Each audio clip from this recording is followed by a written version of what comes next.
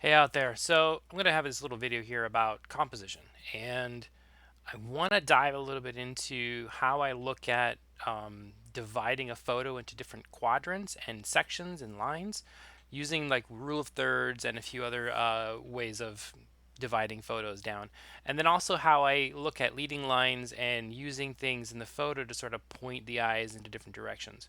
So I'm going to jump into Lightroom and show you a little trick here on two different ways of seeing the rule of third quadrants. And the rule of thirds to me is a good rule of thumb. It's not like a catch everything or anything that's sort of like a it's not written in stone. Like we're all here to make something look good. If it looks good, it looks good, right? But the rule of thirds really does help kind of point things in the right direction and kind of, I don't know, it's just helpful, right? I mean, there's another way to say it. So, all right, I want to jump over here into Lightroom. So I've got this one photo here, which is a good example. So here is one way, and this is a cool trick actually, of looking at the way things are divided in a photo. So you've got like that, that tic-tac-toe screen right there. Now, if you click O on your keyboard, it's going to change how it divides that photo up, right? And some of these are really useful. It really kind of comes to you on how you want to compose a photo and what looks good to you. So you've got like these different ways. I really like this one. This one's one of my favorites.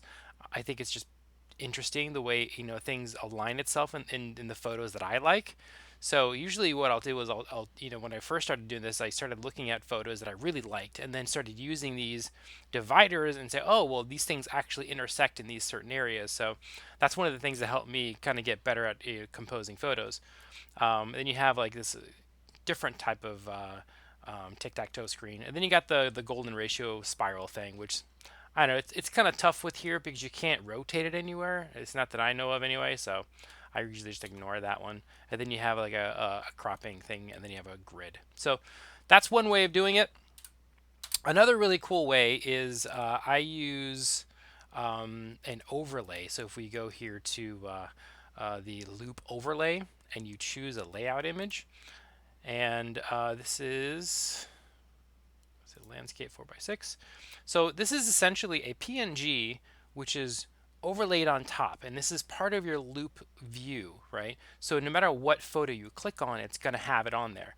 The problem is that if you click on a photo that isn't the same aspect ratio of your overlay, it's going to do this, right? So it's not really going to cover. So this is just it's a locked into that.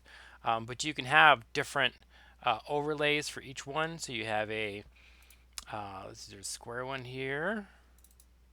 So the square one. So you can look at the way things are done to you in a photo. So for me, like I used this tic-tac-toe, rule of thirds for this particular photo, but mostly for that rock. I wanted that rock to be in a spot where it's kind of, pleasing to the eye. And that's what for me is what really all these guidelines are for. It's just to try to find an easy way to put things into a pleasing format. So we'll jump right into leading lines and what I think is helpful.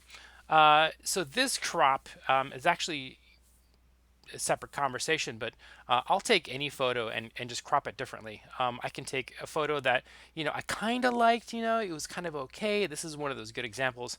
I liked the way it was originally. I liked it, but I didn't love it, right? So I don't really necessarily love. Let's take that overlay off real quick here.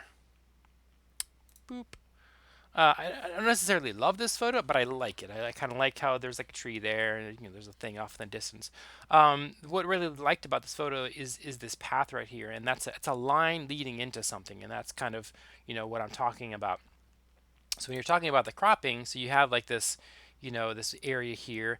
Now, I personally I liked the crop of doing it square this way, so it's kind of you've got the hole right there, kind of in an intersecting area. Then you have like this line here. So then you crop it, and I like this better personally. So that's the fun part about cropping all these things is you can just play with one photo, many different ways. You can literally take the same photo and say, well, if you do an 8 by 10, it changes the feel just a little bit. You know what I mean? I think that's fun. But the lines and the leading things in that really has a lot to say about a lot of these photos. and where things intersect. Like this is for me, this is a really good one. We'll put that overlay real quick. Bum, bum, bum, bum. So here, I did crop this one a little bit tighter, but I'm using the mountains and the island as the intersecting areas, and I wanted to have that negative space. That's something that somebody was talking to me about recently, and I love negative space. I like having space that says more than the space that's actually being occupied. So in this photo, the island plays a lot into bringing you into the photo. And then you have that little white building over there. If it wasn't for the white building, if you cover that up, the photo is a little bit meh, but the white makes you go back and forth a little bit. So you're looking at the building, you're looking at the island, look at the building, and the island, going back and forth. And the top and the bottom are very, for the most part, empty.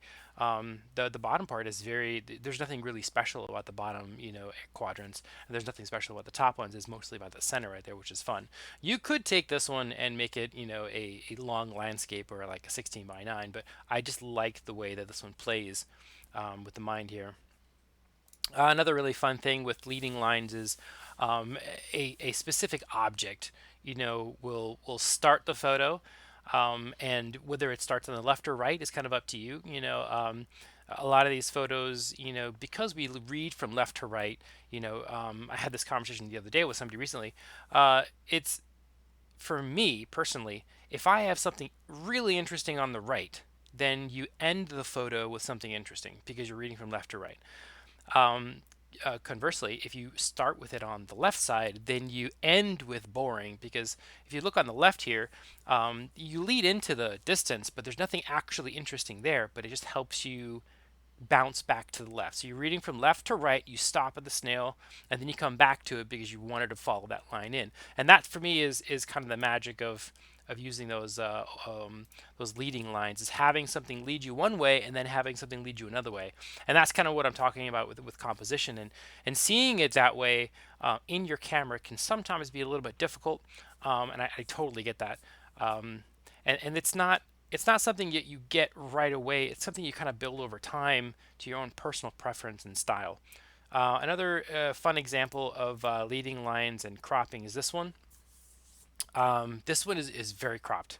It's actually just a small portion of what I captured because it was so black, but I wanted all of that area to fill that square, and I knew that that was going to happen. Um, so I wanted like these lines that are just kind of, it just, for me it just plays, like I like that it plays with my brain a little bit. So that's kind of what I'm talking about with all of that.